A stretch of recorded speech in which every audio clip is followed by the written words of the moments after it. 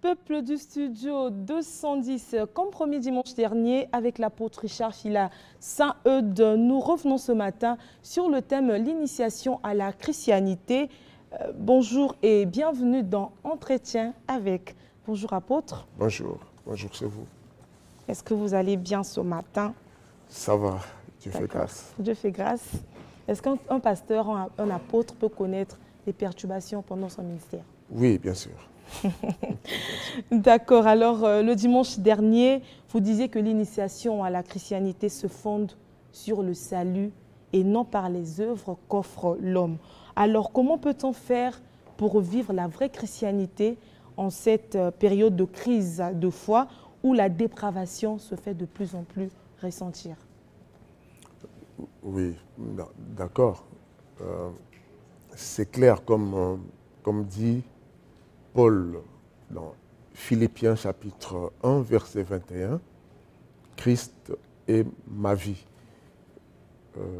La mort m'est un gain. Il faut redéfinir sa vie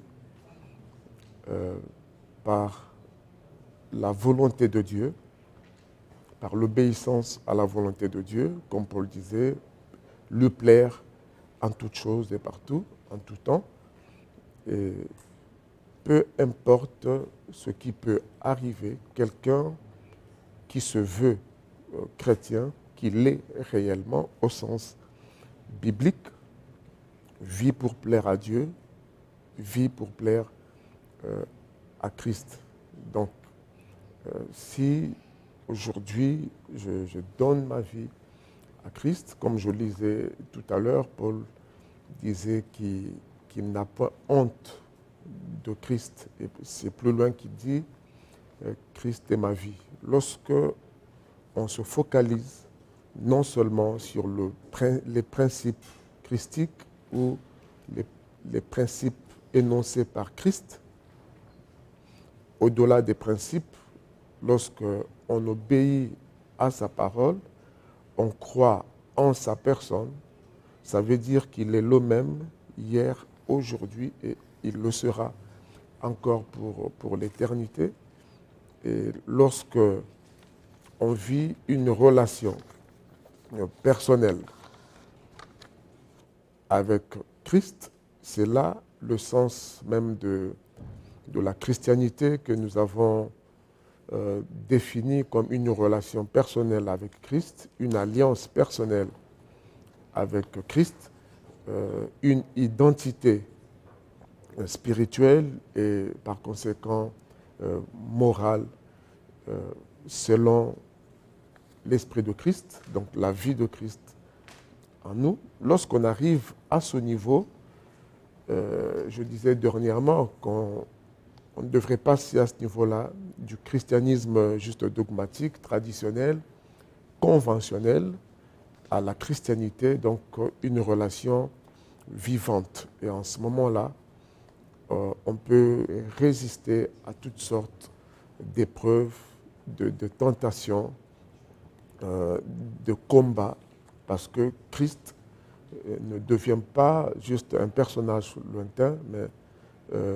devient notre vie. Christ est ma vie, c'est tout le sens de la christianité. Quand nous traitons de ces sujets, nous nous adressons principalement aux enfants de Dieu, à ceux qui se veulent chrétiens et qui le sont réellement, parce que justement, il y a beaucoup de confusion et on a adopté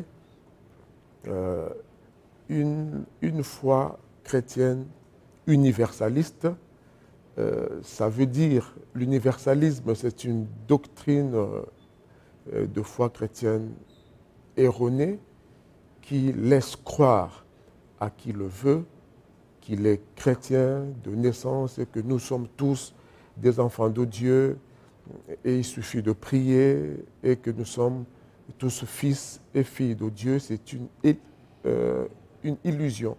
Alors la vérité de la christianité, qui défie un peu le christianisme, c'est pour désillusionner certains et les éclairer pour que vous sachiez que vous risquez d'être dans l'illusion chrétienne dans une fausse croyance et vous risquez de vous retrouver comme ça en enfer alors que vous êtes allé à l'église tout le temps. Le vrai christianisme, c'est ce que j'entends par christianité, est une question de changement de cœur, de vie. C'est un choix que l'on fait.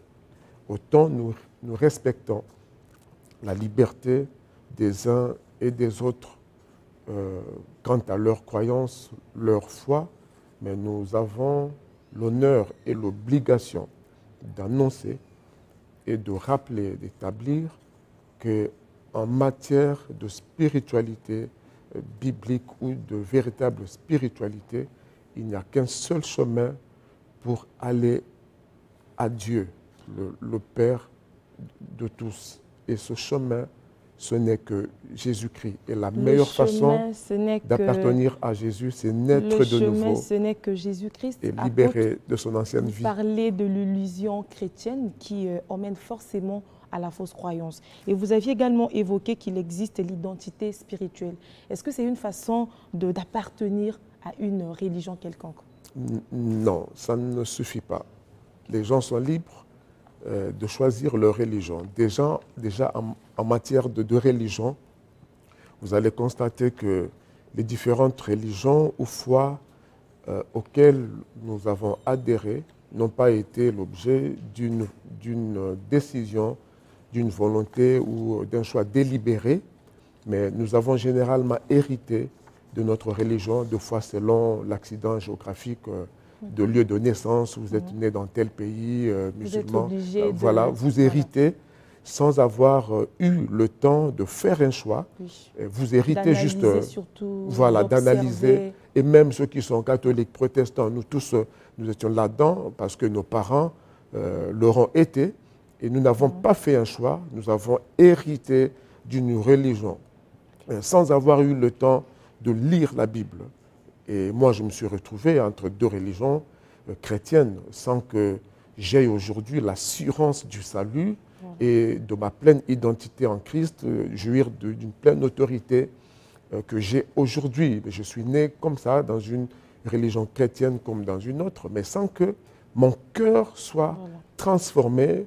Je partais à l'église avec tous mes sacrements, mes pèlerinages et tout. Est-ce que vous voulez parler là de l'église catholique, apparemment? Je cite tout. J'étais même, si vous voulez mieux, j'étais même protestant. Mais je n'ai en rien protesté contre... parce que celui qui a créé le protestantisme avait protesté. Quand il a lu la Bible, il s'est rendu compte qu'il y avait des points tellement divergents. Je parle de Martin Luther. Il a lu, il a trouvé 95 points qui n'étaient pas conformes à l'enseignement, à la vie de Christ et des apôtres. Il les a affichés, ça lui a coûté des menaces de mort. C'est comme ça qu'il est sorti de l'Église catholique, parce qu'il a voulu revenir aux Saintes Écritures. Donc, la vraie christianité. Oui, à la christianité, à la vie de Christ, et non seulement aux paroles sélectionnées de Christ. Donc nous plaidons ici pour la vérité biblique qui n'est fondée exclusivement que sur la parole de Christ, ses enseignements, sa vie qu'il a transmise aux apôtres. Ils ont vécu la vie de Christ. C'est pourquoi on peut dire avec Paul aujourd'hui, Christ est ma vie, c'est ça la vraie christianité. Christ est ma vie, c'est ça la vraie christianité, apôtre. Alors, une œuvre sans foi est vaine. À ce moment-là, que représente la charité pour la christianité? Oui, là encore, souffrez que, je cite 1 Corinthiens 13, qui peut nous désillusionner tout de suite, dans ce verset qui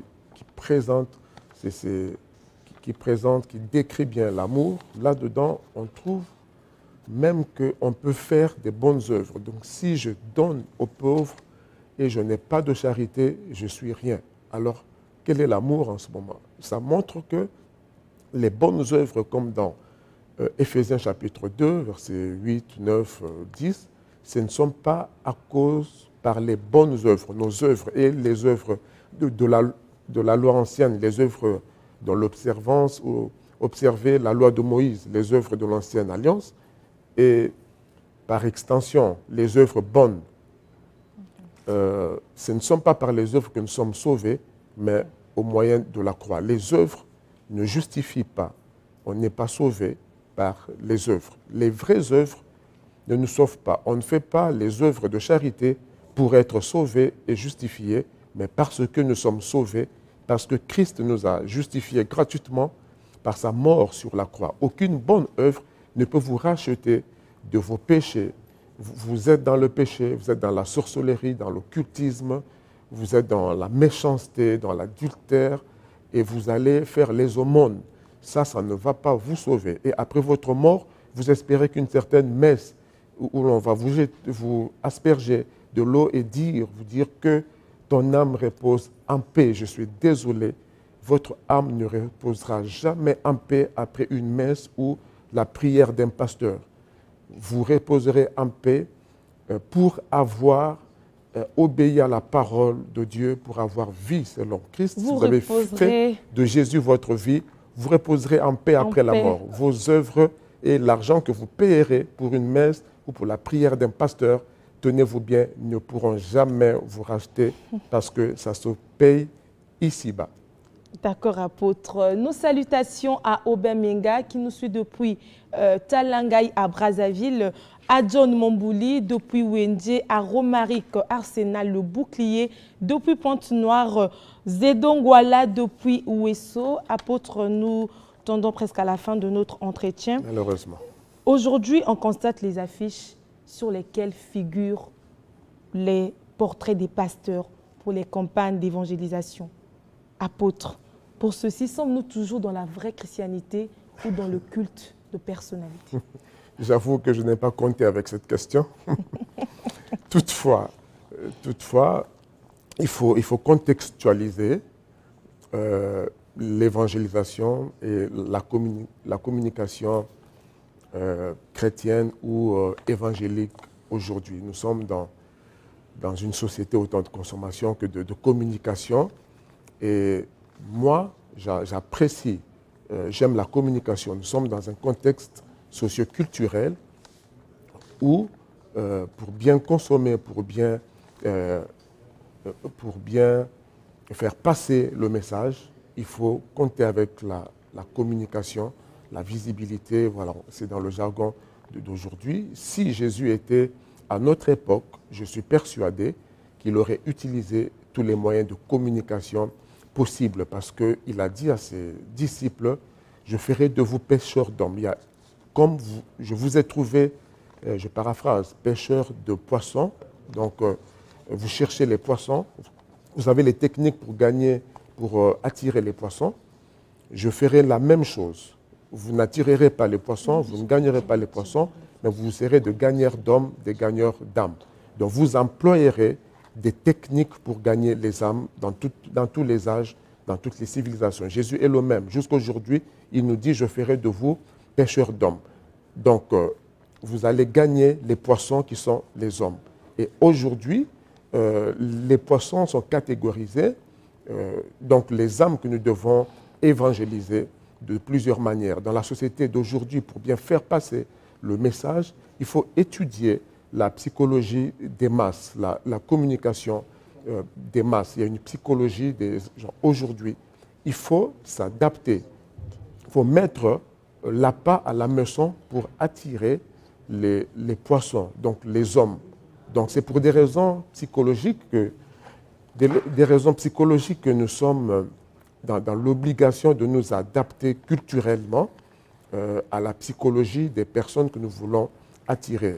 Les motivations peuvent être douteuses, mais aujourd'hui, moi, je prends chaque année plusieurs panneaux publicitaires pour notre convention annuelle au Palais des Congrès. Et à ce niveau de communication, je ne peux pas rester dans mon église et puis amener les gens à venir bénéficier des grâces des sommités internationales que nous invitons chaque année. Il faut communiquer sur les panneaux et on est en droit de signaler qui organise, parce qu'il y a tellement de confusion.